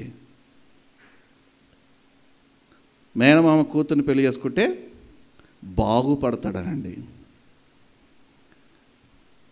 ఈ భూసంబంధమైన తండ్రులు, మామూలుగా ఈ తరంలో తండ్రులు ఏమంటారు తెలుసా? సాల్లేవే చెప్పొచ్చావు, వాడి పరిస్థితికి కారణం నువ్వే కాదా అని మోసగత్తే. పిల్లలకి ఇదానే నువ్వు నేర్పించేదని పట పట పట పట 4 కొడతారు. ఎవరి ముందు? పిల్లల ముందే. పిల్లల ముందే. చాలామంది తండ్రులు ఉంటారు చూడు, పిల్లల్ని ఎక్కువ ప్రేమించేసి తల్లి ఆ క్షణం ఏదో మర్చిపోయి పిల్లలు ఏటో వెళ్ళిపోయారనుకో, ఇక తండ్రి చూస్తే ఉంటుంది, ఏందే నా కొడుకు నా కూతురు అటు పంపించేసావేంటి, నువ్వు ఉన్నది ఎందుకే ఇంట్లో అని పట పట పట పిల్లల ముందే తల్లిని కొడతారు. అంటే పిల్లల మీద ప్రేమ ఎక్కువయో భార్య మీద కొట్టాలని కస ఎక్కువయో తెలియదు, కానీ ఆ సమయంలో మాత్రం చెయ్యి సాఫ్ చేసుకుంటాడు. అంటే ఇస్సాకు చాలా తెలివిగా అక్కడ వ్యవహరించాడు. ఏమనంటే, ఇప్పుడు ఒకవేళ వీడి ముందు నా భార్యను కొట్టాను అనుకో, వీడెళ్ళి నిజంగా మేనమామ కూతురుని పెళ్లి చేసుకున్నాడు అనుకో, ఆహా భార్యని ఇలా కొట్టాలన్నమాట అని నేర్చుకుంటాడు. వాడు నేర్చుకుంటాడు. నీ పిల్లల ముందు మీ భార్యను కొట్టావనుకో, నీ పిల్లలు కూడా అదే నేర్చుకుంటారు.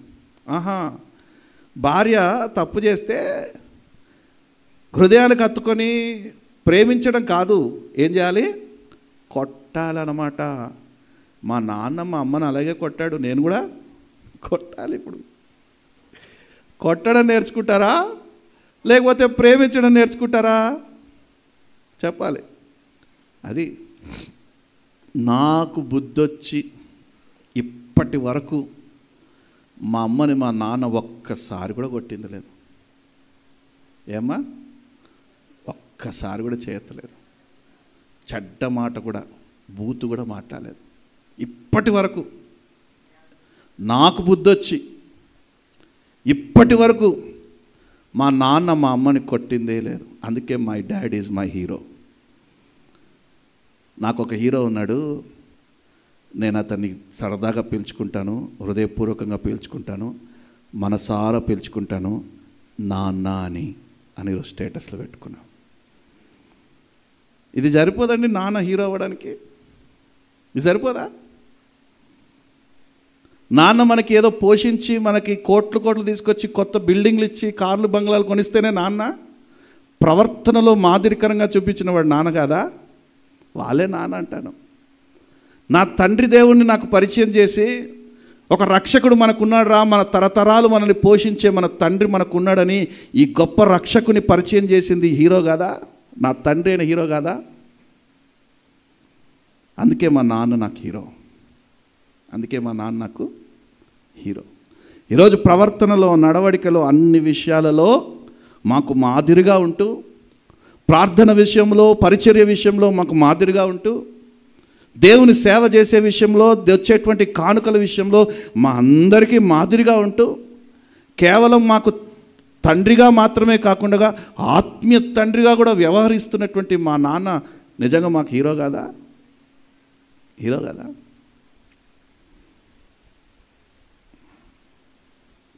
ఇప్పటి వరకు భార్యల మీద చెయ్యేత్తలేదు అన్నట్టు వాళ్ళు చేతులు ఎత్తండి. అస్సలు నా భార్యను కొట్టనే లేదన్నా ఇప్పటిదాకా. నేను అసలు నా భార్య మీద చెయ్యేత్తలేదన్నా. ఏం నేర్పిస్తున్నారు మీ పిల్లలకి? భార్యని కొట్టాలని నేర్పిస్తున్నారా? లేకపోతే విశ్వాసాన్ని నేర్పిస్తున్నారా? అబ్రహాములాగా విశ్వాసాన్ని నేర్పిస్తున్నారా? నోవాహులాగా నోవాహులాగా తన పిల్లలకి లోక మాలిన్యాలు అంటకుండా ఉండడం నేర్పిస్తున్నారా? ఇస్సాకులాగా భార్య మీదనే కాదు, ప్రతి స్త్రీ మీద ఒక గౌరవాన్ని, ఒక మంచి తలంపులని, ఒక మంచి చూపులతో చూడాలనేటువంటిది నేర్పిస్తున్నారా? ఏం నేర్పిస్తున్నారు మీ పిల్లలకి? తండ్రులు ఏదైతే చేస్తారో పిల్లలు అదే నేర్చుకుంటారు. తండ్రులు ఏదైతే వ్యవహరిస్తారో పిల్లలు అదే వ్యవహరిస్తారు. మన చేదనా నువ్వు అంటున్నావు, నువ్వు మైమక్కను ఎన్నిసార్లు కొట్టేవాడి? ఆమెను అడగండి చెప్తాను. ఎన్నిసార్లు కొట్టాను ఆమెను అడగండి. హల్లెలూయా. చెప్పే కదా, తండ్రి నడవడిక ఎలాగుంటే పిల్లల నడవడిక అలాగే ఉంటుంది.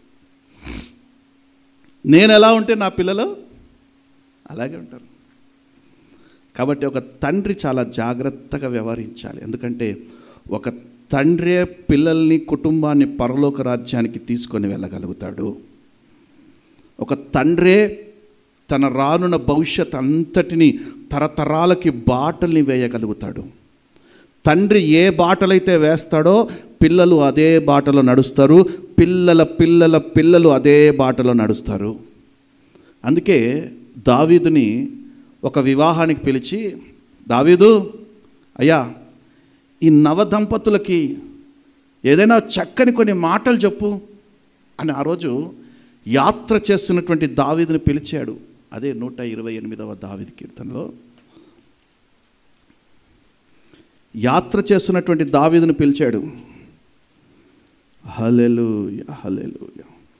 అక్కడ ఉంటే చూడండి, పైన యాత్ర కీర్తన అని ఉంటుంది. దావీదు యాత్ర చేస్తున్నటువంటి సమయంలో ఒక వివాహం అవుతా ఉంది. అటుగా దావీదు వెళ్తున్నాడని తెలుసుకొని, దావీదు గారు కాస్త ఈ నవదంపతుల గురించి కొన్ని మాటలు చెప్పండి అంటే, అక్కడ దావీదు చెప్తున్నటువంటి మాటలు, యెహోవా యందు భయభక్తులు కలిగి ఆయన త్రోవల యందు నడుచు తండ్రులందరూ ధన్యులు. ఎవరు? యెహోవా యందు భయభక్తులు కలిగి ఆయన త్రోవలో నడుచు తండ్రులందరూ ధన్యులు. ఇప్పుడు నేను అంటాను, తండ్రి ఏ త్రోవలో నడుస్తున్నాడు? యెహోవా యందు భయభక్తులు కలిగి దేవుని త్రోవలో నడుస్తున్నారు. ఏ త్రోవలో? అది. ఇప్పుడు వెనకాల భార్య ఏ త్రోవలో వస్తుంది? ఏ త్రోవలో వస్తుంది? అదే త్రోవలో రావాలి కదా. పిల్లలు ఏ త్రోవలో రావాలి? అదే త్రోవలో రావాలి. ఒకవేళ రాలేదనుకో, తండ్రి వెనకకి తిరిగి చూడాలి, రే అటు కాదు ఇటురా. తండ్రి చెప్పగలగాలి, ఆ త్రోవ సరైనటువంటి త్రోవ కాదు. ఇట్రా. ఒక తండ్రి యెహోవా త్రోవలో ఉంటేనే పిల్లలకి ఉపదేశించగలుగుతాడు, పిల్లలకి బోధించగలుగుతాడు.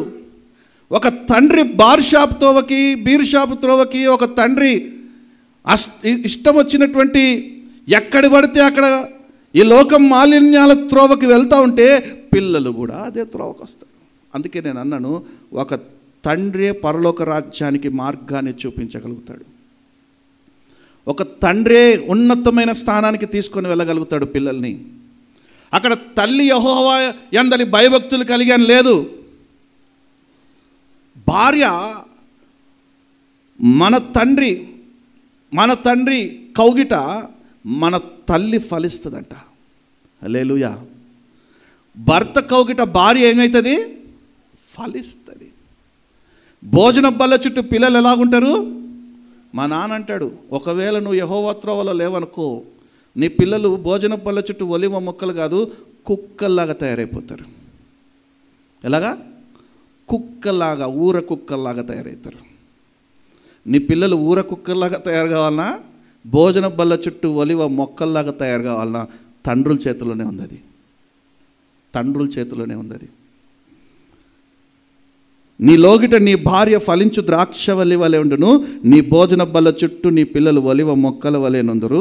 యెహోవా యందు భయభక్తులు కలిగేవాడు ఈలాగు ఆశీర్వదించబడును. సియోనులో నుండి యెహోవా నిన్ను ఆశీర్వదించును. నీ జీవితకాలం అంతయు యెరూషలేమునకు క్షేమం కలుగుట చూచెదవు. నీ పిల్లల పిల్లలను నీవు చూచెదవు. ఇజ్రాయేలు మీద సమాధానం ఉండునుగాక, తండ్రుల మీద సమాధానం ఉండునుగాక. నమ్మిన వారు బిగ్గరగా చప్పలు కొడుతూ ప్రభునామమున పడదాం. హల్లెలూయా. బైబిల్ గ్రంథంలో ఇంకో తండ్రి ఉన్నాడండి, పిల్లలకి మార్గము నేర్పించినటువంటి తండ్రి. పిల్లలు చచ్చిపోయారు. చూడండి ఆ మాటలో 1 సమూయేలు గ్రంథం 2వ అధ్యాయము 12వ వాక్యం. 1 సమూయేలు గ్రంథం 2వ అధ్యాయము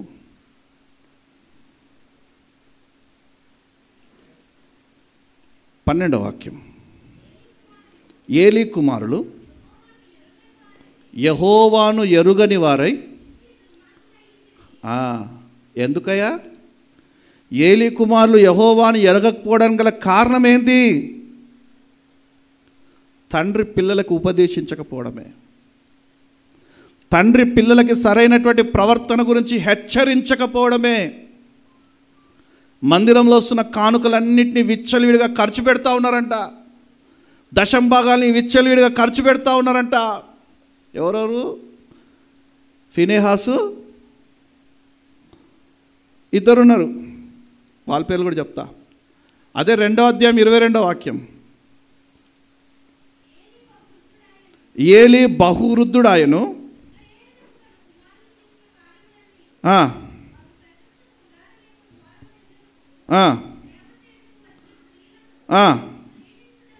ఇదా చేసేది?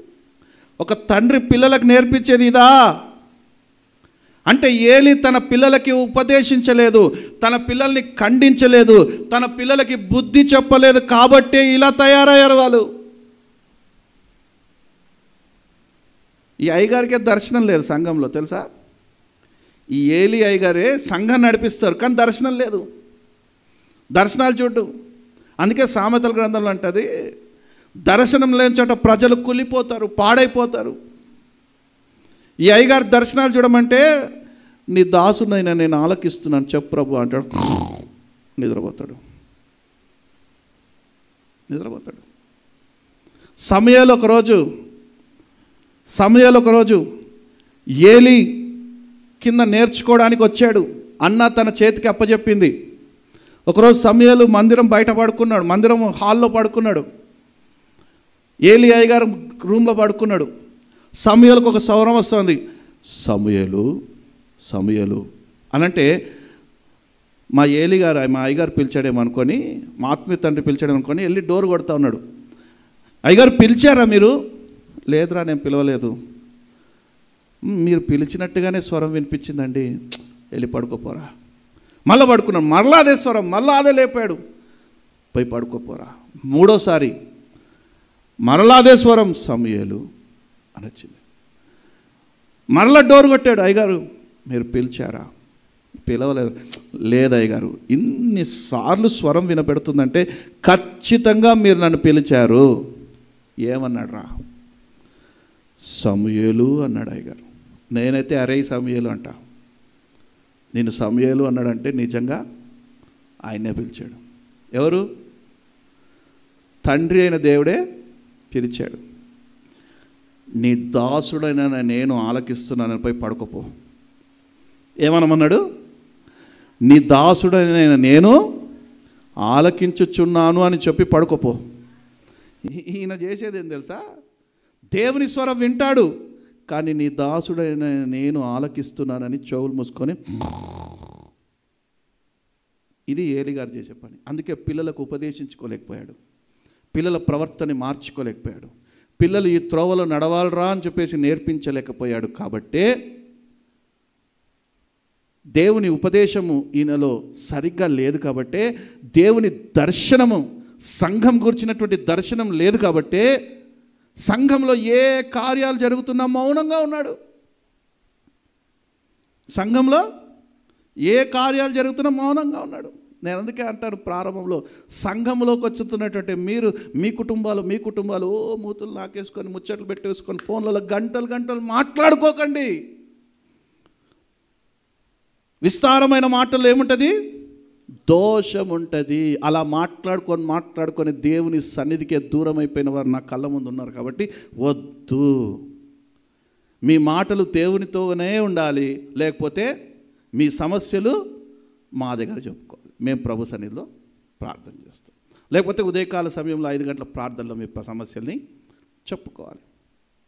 ఏదో ఎదుటోళ్ళు ఆర్చేస్తారు తీర్చేస్తారని చెప్పేసి మీరు ఎదుటోళ్ళకి చెప్పుకున్నారనుకో, వాళ్ళు నేను తీసుకెళ్ళి నడి రోడ్డు మీద బట్ట బయలు చేసి కూర్చోబెడతారు. అందుకే వద్దు అని చెప్తా. ఇప్పుడు ఏలి పిల్లలకి ఏం చేయలేదు? ఉపదేశించలేదు, చెప్పలేదు. ఏమైపోయారు పిల్లలు? వ్యభిచారులు అయిపోయారు. పిల్లలు ఏమైపోయారు? మందిరానికి వస్తున్నటువంటి డబ్బంతా విచ్చలవిడిగా దోచుకొని విచ్చలవిడిగా ఖర్చు పెట్టడం ఆరంభించారు. చివరిగా ఈ మాట ముగిచ్చేస్తాను. 4వ అధ్యాయం 11వ వాక్యం.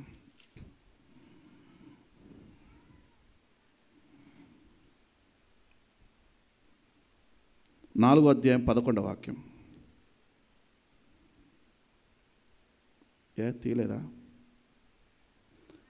మరియు దేవుని మందసం పట్టబడెను, అది కాకాను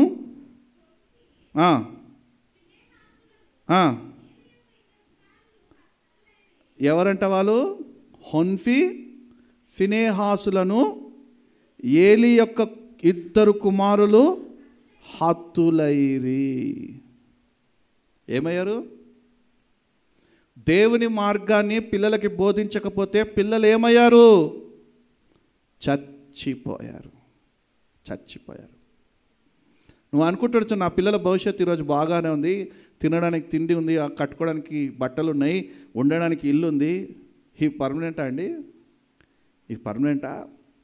కొండ మీద కట్టబడిన ఇల్లు అలాగే ఉంది, ఇసుక మీద కట్టబడిన ఇల్లు అలాగే ఉంది, సేమ్ టు సేమ్. కానీ దాని మీద గాలి వాన తుఫాను కొడితే కానీ తెలవలేదు. ఇసుక మీద కట్టబడిన ఇల్లు కూలిపోయింది. దేవుని యేసయ్య నామంలో యేసుక్రీస్తు అనే బండ మీద కట్టబడిన ఇల్లు నిలిచి ఉంది, అన్నిటికీ తట్టుకొని.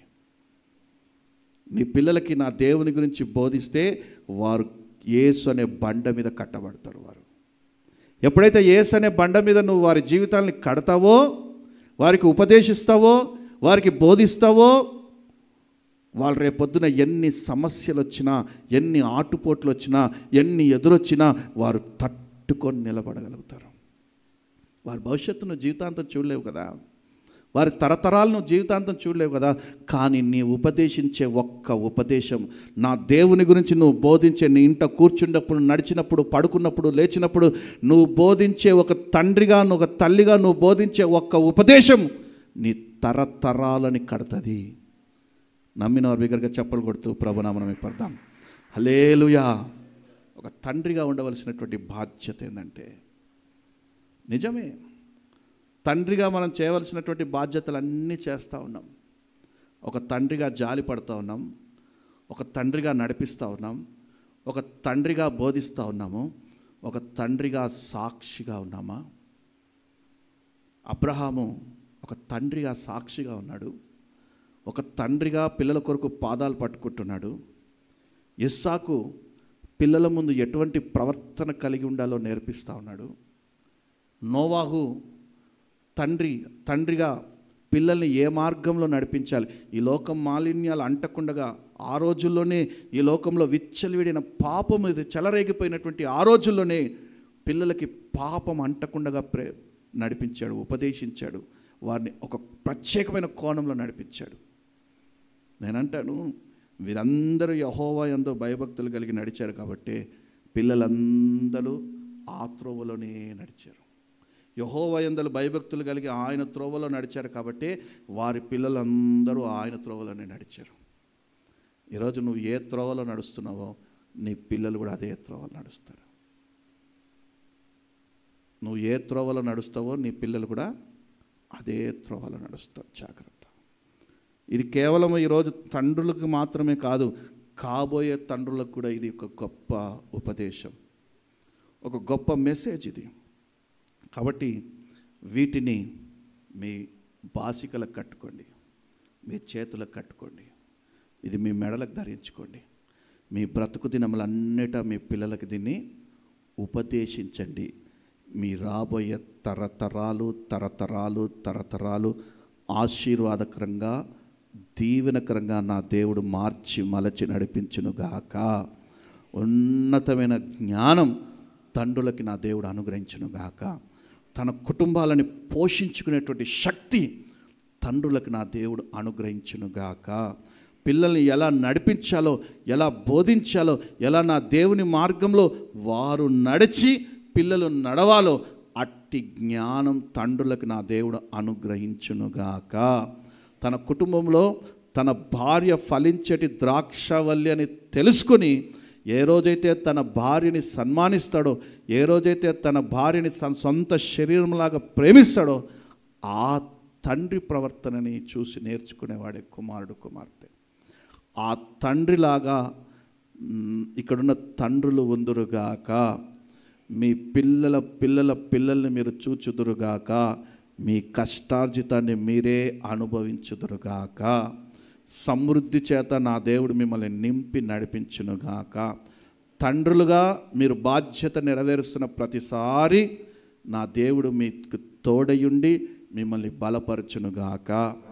మీకు మంచి శక్తిని, బలమును, తండ్రులందరికీ మంచి బలమును, శక్తిని, ఆరోగ్యాన్ని ఇచ్చి మీ పిల్లల్ని చూసేంత వరకు నా దేవుడు మీకు శక్తిని, బలాన్ని, ఆరోగ్యాన్ని కలుగచేయునుగాక. నమ్మిన వారు బిగ్గరగా చప్పట్లు కొడుతూ ప్రభు నామమున పడదాం. ప్రభు ఇచ్చిన వాక్యము దీవించి ఆశీర్వదించునుగాక. మీ వినికిడిలో ఇది ఫలభరితంగా నింపి ఆశీర్వదించునుగాక. ప్రార్థన చేసుకుందాం. అందరం ప్రార్థన చేసుకుందాం. ఈరోజు తండ్రులు ప్రత్యేకంగా ప్రార్థన చేయండి. ఒకవేళ మీ తండ్రులు ఇంకా ప్రభు సన్నిధిలో లేకపోతే, ప్రభువా మా తండ్రి నీ సన్నిధికి రావాలి తండ్రి, తప్పిపోయాడు ప్రభువా, దయచేసి మా నాన్నని నీ సన్నిధికి తీసుకురా ప్రభువా అని మీరు ప్రార్థన చేసినట్టయితే నిశ్చయంగా నా ప్రభు కార్యసిద్ధి కలుగజేస్తాడు. హల్లెలూయా, హల్లెలూయా, హల్లెలూయా. స్తోత్రం, స్తోత్రం, స్తోత్రం, స్తోత్రం. హల్లెలూయా, హల్లెలూయా, హల్లెలూయా. స్తోత్రం, స్తోత్రం, స్తోత్రం. అందరూ ప్రార్థన చేయండి.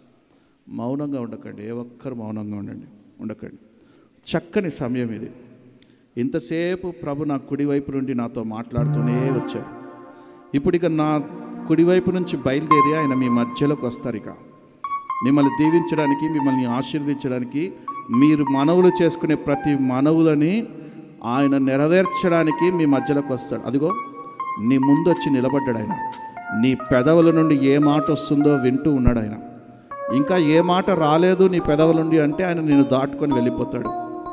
నీ పెదవుల నుండి ఏ మాట అయితే వస్తుందో ఆయన నీ ఎదుట నిలిచి నీ మాటలన్నీ ఆలకించి అది నీకు కలుగునుగాక అని ఆశీర్వదించి నీ ముందు నుంచి వెళ్తాడు. నీ ముందు నుంచి ఉట్టిగానే వెళ్ళాలా, నిన్ను దీవించి వెళ్ళాలా? నీ నుంచి ఆయన నిన్ను దీవించి వెళ్ళాలి అంటే నీ పెదవుల నుండి వచ్చే మాటలు ఆయన ఆపగలుగుతాయి. నీ పెదవుల నుండి వచ్చే మాటలు ఆయన ఆపగలుగుతాయి. పుట్టుగుడ్డివాడు, దావీదు కుమారుడా నన్ను దాటిపోతున్నాయినా ఈ గుడ్డివాడిని కరుణించు ప్రభు అన్నప్పుడు దాటిపోతున్న ప్రభు ఆగాడు. ఆ గుడ్డివాడిని చూపు దయచేశాడు. ఈరోజు దావీదు కుమారుడా నన్ను దాటిపోకు నా తండ్రి, నన్ను దాటిపోకు ప్రభు అని నువ్వు అడిగినట్టయితే నీ సమస్య ఏంటో చెప్పు, నీ పరిస్థితి ఏంటో చెప్పు, నీ కుటుంబంలో ఉన్న స్థితిగతులు ఏంటో చెప్పు, ఏ అప్పుల బాధ ఉందో చెప్పు, ఏ అనారోగ్యం ఉందో చెప్పు, ఏ లేమి ఉందో చెప్పు, నీ పిల్లల అవసరతలు ఎక్కడ తీర్చలేకపోతున్నావు నా ప్రభుతో చెప్పు. ఈరోజు ప్రభు తండ్రిగా నేను నా బాధ్యత నెరవేర్చలేకపోతున్నాను, ఆర్థిక ఇబ్బందులు అడ్డుగా ఉంది తండ్రి, నా పిల్లలు అడిగింది కొనివ్వలేకపోతున్నాను, వారికి చక్కని పౌష్టిక ఆహారం పెడదామన్నా కూడా నా దగ్గర లేకుండా ఉంది తండ్రి. పరమ తండ్రిగా నేను అర్చిస్తున్నాను, పరమ తండ్రిగా మమ్మల్ని సృజించిన మా తండ్రిగా నేను గోజాడుతున్నాను, నిన్ను బ్రతిమిలాడుతున్నాను తండ్రి. కరుణించు మా తండ్రి, ఆర్థికంగా బలపరిచిన తండ్రి, మా పిల్లల ఉన్నతమైన భవిష్యత్తును మేము చూడాలి ప్రభువా, లోటు లేనటువంటి ఒక జీవితాన్ని మేము చూడాలి తండ్రి. ఒక తండ్రిగా నా బాధ్యతలన్నీ నేను నెరవేర్చాలి తండ్రి, ఒక తండ్రిగా నా బాధ్యతలన్నీ నేను నెరవేర్చాలి ప్రభువా. అడగండి, ప్రభువా కనికరించిన తండ్రి, ప్రభువా కురిపించిన తండ్రి. హల్లెలూయా, హల్లెలూయా, హల్లెలూయా. స్తోత్రం, స్తోత్రం, స్తోత్రం.